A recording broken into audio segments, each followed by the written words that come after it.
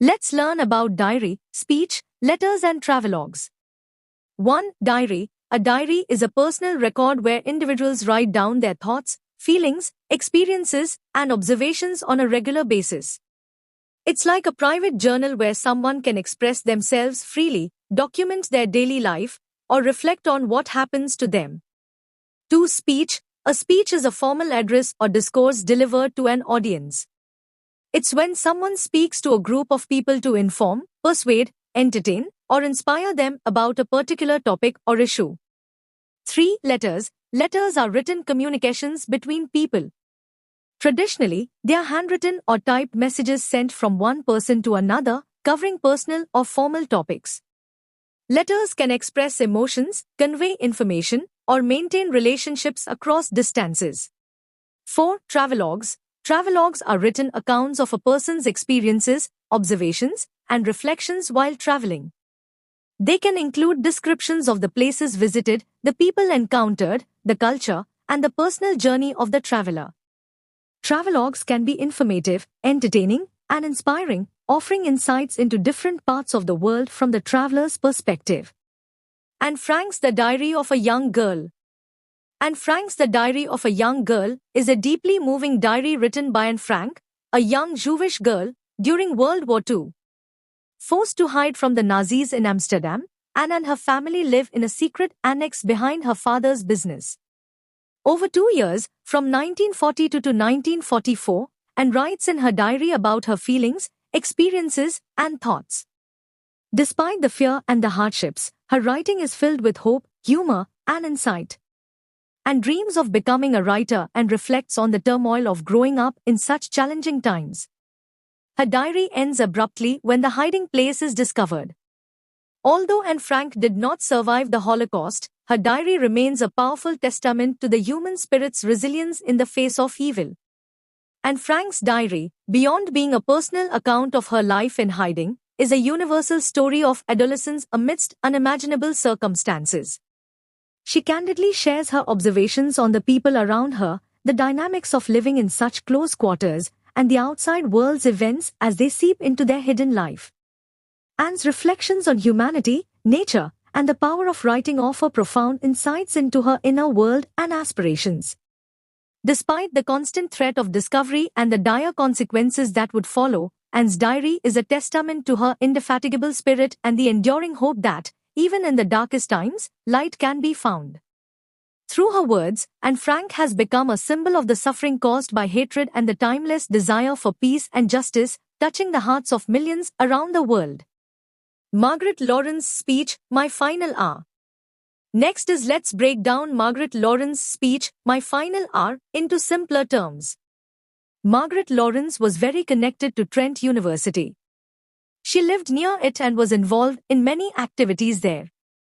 In 1983, she was asked to speak at Trent to students who were training to become ministers. She started her speech by saying it was her first time speaking to students who were training for ministry. She admitted she was a bit nervous but felt honored to share her beliefs. She gave some advice to the students, saying that as people grow older, they might feel like they're becoming less smart.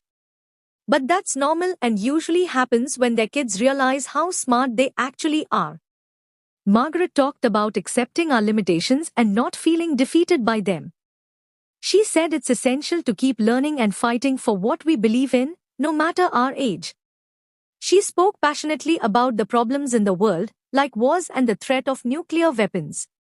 Margaret believed it was our responsibility to help those in need and work towards peace and justice. She shared stories of people suffering around the world and urged everyone to take action to make the world a better place. Margaret talked about the importance of writing truthfully about human struggles and taking responsibility for our world. She warned against ignoring the problems in the world and emphasized the importance of taking action to create a better world for everyone. In simple terms, Margaret Laurence's speech was about the importance of facing the challenges in the world with courage and compassion, and taking action to make a positive difference. Nehru's letters to Indira Gandhi, The Quest of Man. This piece talks about letters written by Jawaharlal Nehru to his daughter, Indira Priyadarshini, while he was in prison during British rule in India. The first set of letters, titled Letters from a Father to His Daughter, was written when Indira was young and Nehru was in prison. Later, Nehru continued writing letters to Indira, expanding on world history and philosophy. One of these letters, called The Quest of Man, discusses humanity's journey throughout history. Nehru reflects on his experiences in prison and his desire to teach his daughter about the world's history. He acknowledges the limitations of his writing but continues because he enjoys imagining his daughter reading his letters. Nehru then delves into the history of human civilization, emphasizing the importance of curiosity and learning. He describes how early humans were curious about the world around them and how this curiosity led to discoveries and advancements. He explains that throughout history, humans have sought to understand both nature and themselves. Religion and philosophy have offered some answers, but Nehru leans towards science, which relies on experimentation and reason. Nehru concludes by discussing the power of the human mind and how it has led to both progress and destruction. He warns against misusing scientific advancements for violence and destruction. In simple terms, Nehru's letter to his daughter explores humanity's quest for knowledge and understanding throughout history, emphasizing the importance of curiosity and caution in the use of power. Travelogue, Travels by a Lesser Line, Bill Aitken. Travels by a Lesser Line, by Bill Aitken is a travelogue detailing the author's journey across India on meter-gauge railways, covering 14 states from Assam to Gujarat and Punjab to Tamil Nadu. Aitken explores the cultural diversity and scenic beauty of the regions he traverses while reflecting on the efficiency of the Indian railways and the unique experience of train travel in India. The text is from a book called Travels by a Lesser Line by Bill Aitken.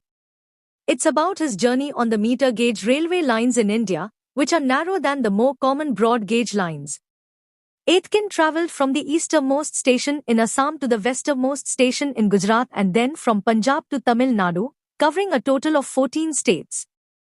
His goal was to see if it's possible to travel across India entirely on meter-gauge railways. He describes his visit to Tiruchendur, a small temple town on the coast. The town has a beautiful temple with a white tower near the shore. Aitken is impressed by how clean and well-maintained the railway station is. He talks about buying a platform ticket to take a photo of a departing train and chatting with the station master.